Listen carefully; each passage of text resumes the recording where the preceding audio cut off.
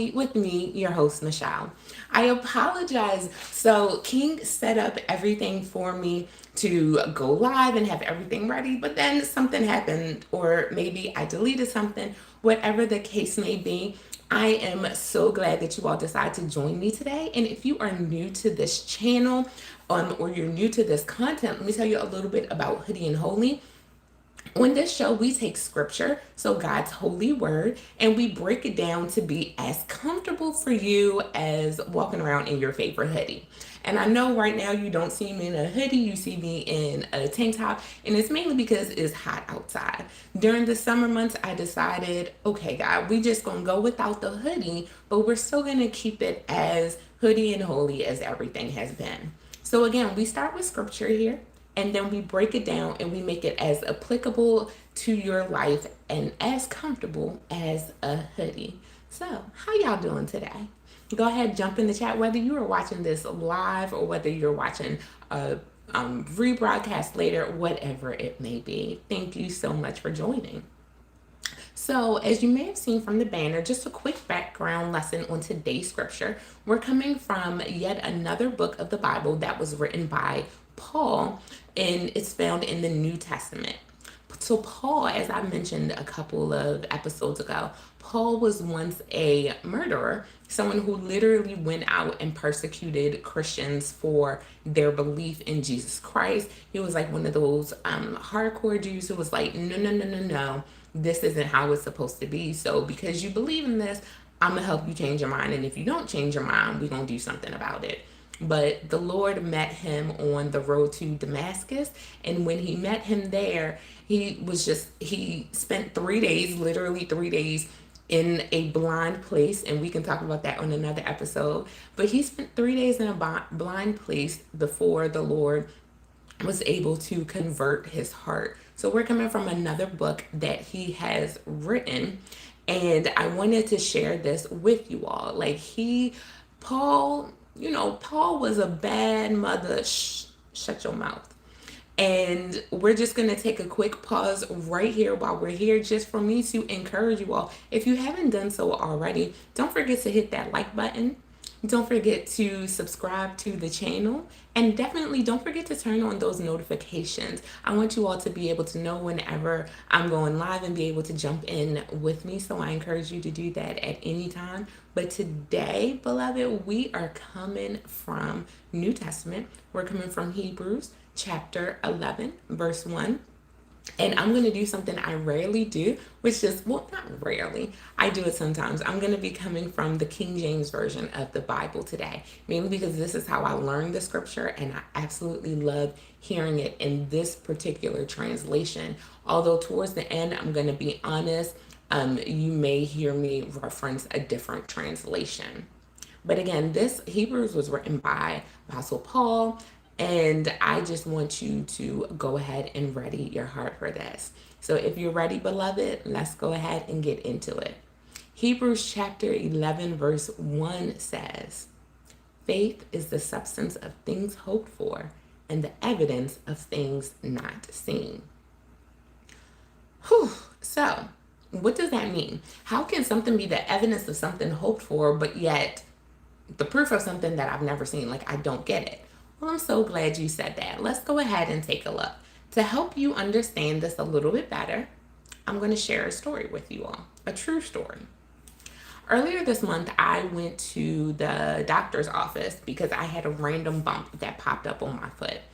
And the bump, to be honest, by the time I went to the doctor's earlier this month, the bump had been there for at least the entire month of May, and it could have been there for a good portion of April. I don't know how long it was there, but it was there. And I didn't know what the bump meant, but I know that it was hurting me every time I put on shoes, and that it worked best for me to not just like wear regular shoes, which is hard when you're a teacher, because I can't walk around in flip-flops all the time and effectively teach and do my job. Never mind the professionalism of it, but it's uncomfortable when I'm like walking around and doing everything. But these are the only types of shoes that I'm finding now bring me any type of relief. So I went to my doctor's office, and my doctor who's just a regular PCP, said because of the location of the bump, she didn't feel comfortable talking to me about it and that I needed to see a podiatrist. So I go over to my podiatrist's office because so many issues have happened to me before that I actually have a podiatrist. I'm 37 years old, or almost 37 years old, and I have a podiatrist. Like, come on. We're not even going to go through the list of the doctors that I have. And I'm 37, and you just would not think that a 37-year-old would have these types of doctors. But I went to the podiatrist's office and I was sent into a special room to get an x ray of my foot. And beloved, I just want to say that this is the exact same room where a year ago I found out that I had scoliosis. So in this room, I'm going and I'm taking this x-rays, and I'm not sure what the x-rays are going to reveal, but in that moment, I had unwavering faith that everything would be okay. So again, Hebrews 11, chapter 1 says, now faith is the substance of things hoped for and the evidence of things not seen. When the podiatrist got the results of my x-ray, he came to me and he discussed options with me. Now, because I am a WebMD expert, got my good old certification. Okay, not really. I don't have I don't have any type of medical certification, but I did go to WebMD. And when I went to WebMD said that this particular bump in this particular location was called a ganglion cyst. And when I went to the podiatrist's office and he looked at the x-ray, he said the exact same thing. He said, Michelle, this is a ganglion cyst. And it's a benign cyst that forms on some people for unknown reasons. And it's typically something that, most people won't see until like they're 40 or whatever. But you know me, I'm advanced, so things tend to come to me early. So our conversation helped me reveal that I had 3 treatment plans. Treatment plan number 1 was to do absolutely nothing. I could try to avoid agitating the cyst. Don't do anything. It'll be fine. I mean, it could grow. It could shrink. Who knows? That's option number 1. Option number 1, I should add, would also mean that I'd have to be more cautious about the shoes. Like, I have house slippers that even the house slippers rub against the cyst and it hurts. And today's Friday. The other day, I think it was like Monday or something, some other day this week, I was sitting on the couch and I went to cross my legs and I accidentally hit that cyst and it hurt tremendously. So option number 1 was to try to avoid hurting my cyst and agitating it even more, because we don't want it to pop or anything like that, or we have any type of infection. So option number 1, do nothing. To know me as a person is to know that option 1 wasn't really an option. Option number 2 was to have the cyst aspirated. And that means to basically have whatever is inside of it pulled out of it. Like, I don't know. All I know is the big fancy word of aspirated. And aspiration would have its drawbacks. Number 1, there was a 50% chance of reoccurrence of a cyst. So if I had this cyst and I get it aspirated and they pull everything out, there's always the risk of infection, number 1. But number 2, there's a 50% chance of reoccurrence. I don't really like 50% chances. So option number 3 is to have the cyst surgically removed. And surgically removed means that I am down for a week where I wouldn't be able to walk, and then I'd have 2 weeks in a boot, but there was only an 8% chance of reoccurrence. I love math. I went to a math, science, and engineering high school, and I believe in math, I believe in science, I believe in all of that. So I'm like, sign me up for that good old surgery. And I sat with this, and this was something that I was going through as I'm sitting in the doctor's office. Like, I'm literally weighing all 3 of these options in the doctor's office. But how does that relate to the scripture? So again, the scripture, Hebrews chapter 11, verse 1 says, now faith is the substance of things hoped for and the evidence of things not seen. So let's take a look at my story of needing to go to the podiatrist and having those x-rays, and let's break it down into what is faith, what is hope, and what was the evidence of things not seen. So considering my story, here are the main characters. Faith. This is what I had as I waited to hear the results of my x-ray. It was an intangible, inexplicable feeling that sat within my heart, letting me know that everything would be okay with my foot, just as it had been for my back. Because remember, I took the x-ray for my foot in the same room where I found out that I had scoliosis. And just like everything is okay with my back and my scoliosis, I knew everything would be okay with my foot. It's some intangible feeling that I can't begin to describe, but that's what faith is. And by no means, beloved, am I saying that my life is perfect, that every day is a perfect health day, because it's not. I still have issues from time to time with various with various health issues, but I still have faith. Faith is the substance of things hoped for. So, what was my hope in this example? Hope was my desire that everything would be well and that I would be well. I hope that the x ray wouldn't reveal something too devastating. And I understand that a lot of people, as they sit in medical appointments, they hope for the same thing and they may not necessarily get the same results, but that is still hope that you're exhibiting. Hope means that we are able to not necessarily know what's going to happen, but that we have a desire for the best outcome to come. Well, at least that's if we have good hope, because we're not going to talk about people who hope for the worst. But hope is us sitting there and wanting that good desire to come. So faith is the substance of things hoped for. And now let's look at the evidence of things not seen. In my example, quite literally, the evidence of things not seen was what was inside of my foot, what was happening inside of this cyst, or what the x ray results were going to say. I couldn't see that, but God could see that. We can't see within ourselves, but God can see within us at all times.